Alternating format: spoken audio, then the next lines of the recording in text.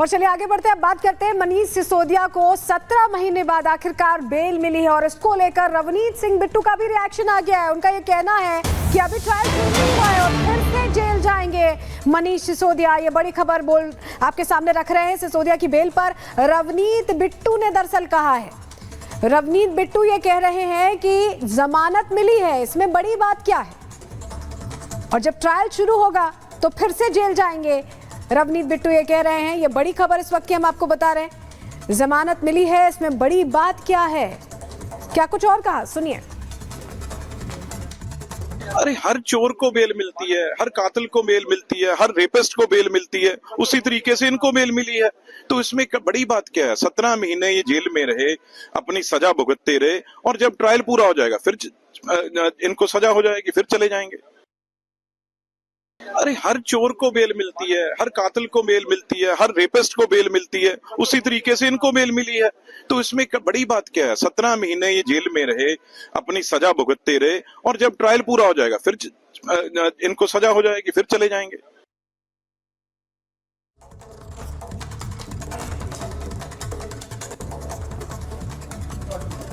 तो देखिए लगातार अब रिएक्शन भी सामने आ चुके हैं क्योंकि सशर्त मनीष सिसोदिया को जमानत मिल चुकी है। देखिए आम आदमी पार्टी के लिए आज का दिन बेहद खास है क्योंकि 1.5 साल के बाद मनीष सिसोदिया जेल से बाहर आ चुके हैं और यही वजह है कि आम आदमी पार्टी की तरफ से लगातार जो है खुशियां मनाई जा रही है। किस तरीके से कार्यकर्ताओं में खुशी देखने को मिल रही है, रिपोर्ट के जरिए आपको दिखाते हैं।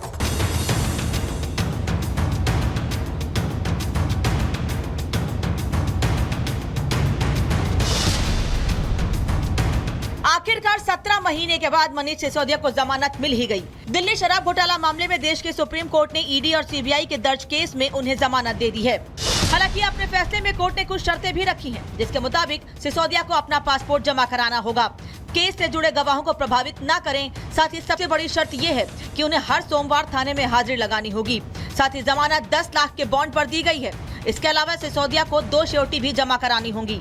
मनीष सिसोदिया जी का काफ़ी समय जो है वो वक्त जेल में बीत गया है और कोई भी ऐसा ग्राउंड नहीं लगता है कि उनको अब जेल में रखा जाए। और जो ये ईडी ने बात कही थी कि ट्रायल वो कंक्लूड कर लेंगे, वो सारी कोरी बातें हैं, वो भी ऐसा प्रतीत नहीं हो रहा है कि आने वाले समय में ट्रायल कंक्लूड हो जाएगा। इन सब बातों का ध्यान में रखते हुए मनीष सिसोदिया जी को बेल ग्रांट की गई है। कोर्ट के सिसोदिया को जमानत देने के बाद ईडी और सीबीआई की तरफ से मांग की गई है कि जमानत के बाद सिसोदिया सीएम ऑफिस न जाएं, लेकिन कोर्ट ने इस मांग को ठुकरा दिया और इसी के साथ उनका तिहाड़ से बाहर आने का रास्ता साफ हो गया। अब इसके बाद bail order Rouse Avenue court जाएगा, जहां जमानत की राशि भरी जाएगी। उसके बाद राउज एवेन्यू कोर्ट से बेल ऑर्डर तिहाड़ जाएगा, जहां कागजी कार्रवाई के बाद वो जेल से बाहर आएंगे।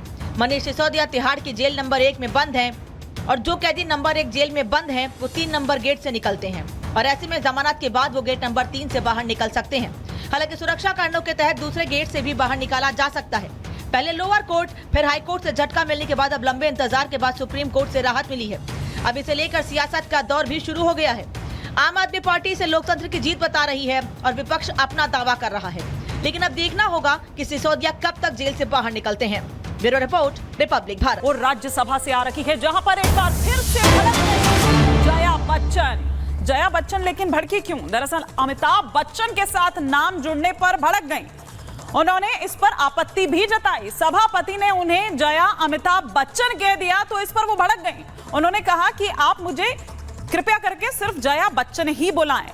सभापति जगदीप धनखड़ ने ये कहा, उन्होंने उनसे कहा कि मैं कलाकार हूं, बॉडी लैंग्वेज और एक्सप्रेशंस जो हैं वो मैं समझती हूं। क्या इसके अलावा उन्होंने और कहा, आइए सुनवाते हैं। Jaya Amitabh Bachchan is the last speaker on this point, please ma'am. Sir, मैं जया अमिताभ बच्चन ये बोलना चाहती हूँ, मैं कलाकार हूँ, बॉडी लैंग्वेज समझती हूँ, एक्सप्रेशन समझती हूँ। और सर मुझे माफ करिएगा मगर आपका टोन जो है is not acceptable. We are colleagues, sir. You may be sitting on the chair. Jaya ji. And I remember when I went to school. Jaya ji, take your seat. Jaya ji, take your seat. Take your seat. Take your seat. Take your seat. Jaya, 1 second, honorable members. Honorable members. Honorable no. बैठिए. Honorable members. बैठिए.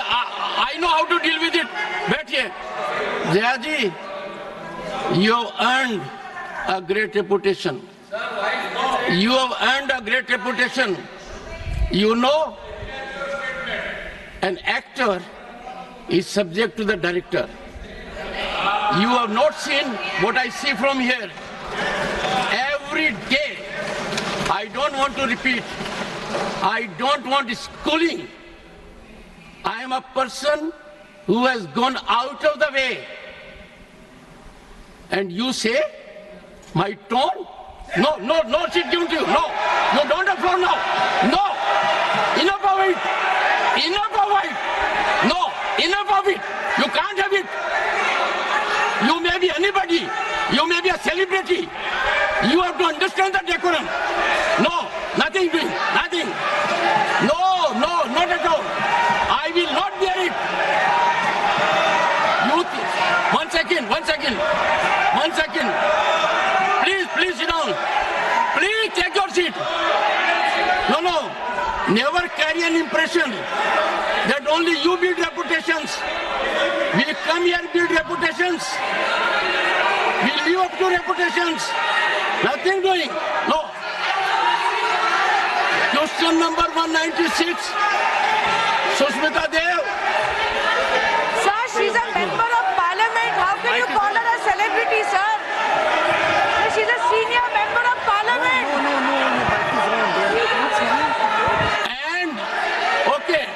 And the senior member of parliament has a license. Nothing is going on record. A senior member of the parliament has a license to run down the reputation of the chair, to question the tone and tenor. Yes, I have to be in reaction mode to take care of the situation. I have highest respect, but to make it a habit, my tone, my language, my temper, I don't go by script of others. I have my own script. I am not operated by anyone else. Nothing will happen, Khargeji. Thinking has to be from within. Nothing will happen. We have to get... No, Jayaji, take your seat. Jayaji, take your seat. Take your seat. No. It is misconduct. It's a misconduct. तो आज कैसे सदन के अंदर फिर से भड़की जया बच्चन, ये आपने सुना। और धनखड़ ने भी उनसे कहा कि इस तरह से सवाल वो चेयर पर नहीं खड़े कर सकती, लेकिन दरअसल इसकी शुरुआत 29 जुलाई से हुई थी, जब पहली बार उपसभापति हरिवंश ने जया बच्चन को जया अमिताभ बच्चन कहकर संबोधित किया था, और तब से भड़की हुई हैं इसी प्रकरण को लेकर। उस दिन क्या कहा था, सुनवाते आप। श्रीमती जया अमिताभ बच्चन जी, प्लीज। सर, सिर्फ जया बच्चन बोलते तो काफी हो जाता। यहाँ पूरा नाम लिखा था इसलिए मैंने रिपीट किया।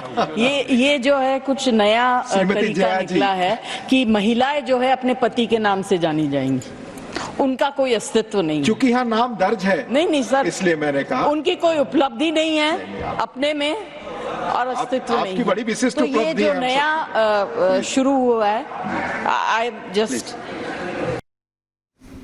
तो एक बार फिर से सदन के अंदर जया बच्चन गुस्से में है, और आपको बता दें कि अब जया बच्चन की तरफ से माफी की मांग की गई है, और ये कहा गया है कि महिलाओं का सम्मान ही नहीं करना आता है।